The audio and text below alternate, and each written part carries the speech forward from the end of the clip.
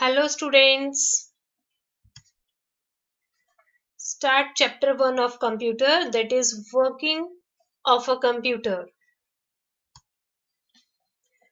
The first is, what is a computer? A computer is an electronic device. Yes. Now working of a computer. Introduction. A computer is a device for working with information. The information can be numbers, characters, words, pictures, sound, etc. This is called data. Let us see how a computer works with this data. First is input, process, and output. What is input? The data given to the computer is called input. And when the computer works on that input is called processing. And the information given by the computer after processing on the input is called output. Some examples: washing clothes in the washing machines. First, loading dirty clothes and washing liquid, then washing, and next, clean clothes. And now, what is input, output, and process in this example? Input is loading dirty clothes and washing liquid. Process is washing. And output is clean clothes. The second example is making ice from water in a refrigerator. First one is water, that is input. Freezing is processing, and ice cube is output. So now how does a computer work? The computer does work along the input, process, output cycle, but there are some devices that are needed to complete this cycle. That devices are: for input, use input devices; for output, output devices; and for process, processing device, that is CPU. The computer needs an input device to accept input, a processing device to process the input, an output device to display the result, and storage device to store the data and information. For processing the input, the computer needs step-by-step instructions from the user, which is called a program. Next, data and information. Now, what is the difference between data and information? Data is the raw material that is given to the computer, and information is the output. Now, do you remember the names of all your friends, or do you remember what you did yesterday? There are so many things we can remember because our brain store a lot of information and helps us to remember it. Our memory performs the task of storing this information, but we cannot possibly remember everything, can we? Do you remember the phone numbers of all your friends? No. Most of us don't remember all these things. We use diaries, notebooks, or some electronic gadgets to remember this. Similarly, in computer also needs memory to store information. The storage capacity of a computer is called its memory. The memory enables the computer to store data, instructions, and information. Data are the facts, figures, or words that are given to the computer. Instructions are commands that tell the computer how to process the given data. And information is the result or the output given by the computer. Next one is data storage unit. In what form does a computer store all the data, instructions, and information? A computer works with only two digits, that are 0 and 1. The data input into the computer to understand these digits are called binary digits or bits.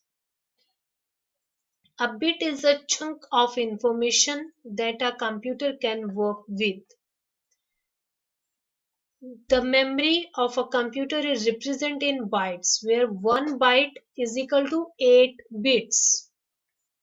A bit is denoted by a B, hence 1 B is equal to 8 bits. So a byte is used as a unit for computer memory. Here's some higher unit of memories like 1 KB or kilobyte is equal to 1024 B. B means byte. 1 gigabyte is equal to 1024 megabyte. MB means megabyte. Okay. Next one is types of memory. Computer uses three types of memory to store information: cache memory, primary memory, and secondary memory. So here is a table for that. Computer memory is cache memory. Next, primary memory. There are two types of primary memory: RAM and ROM. RAM means random access memory and ROM means read only memory. And next, secondary memory is hard disk, CD, DVD, pen drive, memory card, etc. The first is cache memory. This type has a very high speed memory which is used to speed up the CPU, and it is the main memory. Next one is primary memory. Primary memory is internal memory of the computer. It is further divided into two parts, RAM and ROM.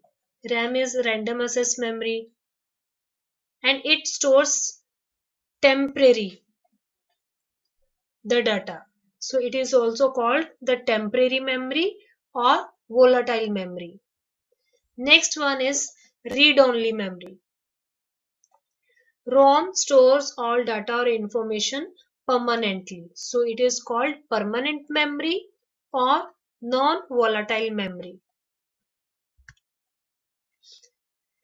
Computer can store a large amount of data. However, internal memory is temporary, hence to store large amount of data permanently. So we have to use secondary memory devices.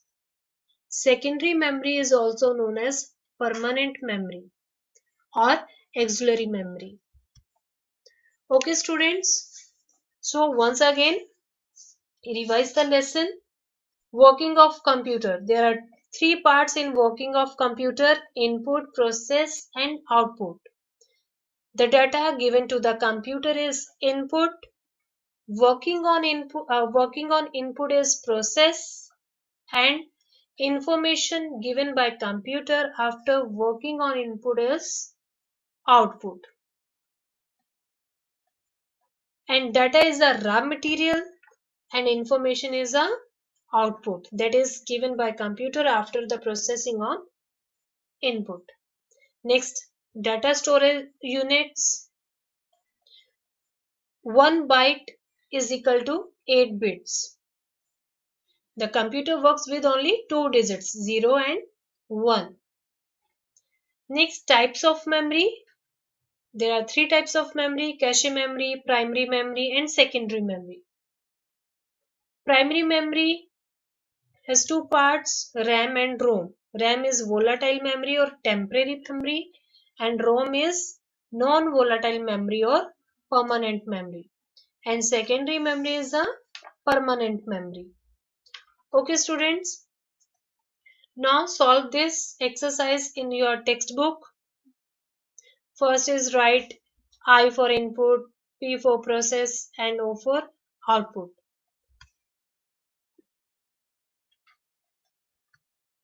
Second question, filling the blanks with correct words. Write in your textbook.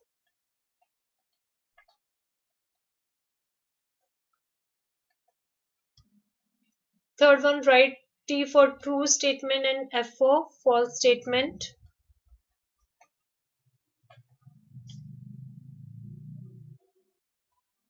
In third one, we can use a monitor to give instructions to the computer. That is false. Because monitor shows the output. And we can use keyboard or mouse to give instructions to the computer. Next, fifth one, we use RAM to store things permanently. That is also false. We can use ROM or secondary memory to store things permanently. Next, choose the correct options. Write in your textbook.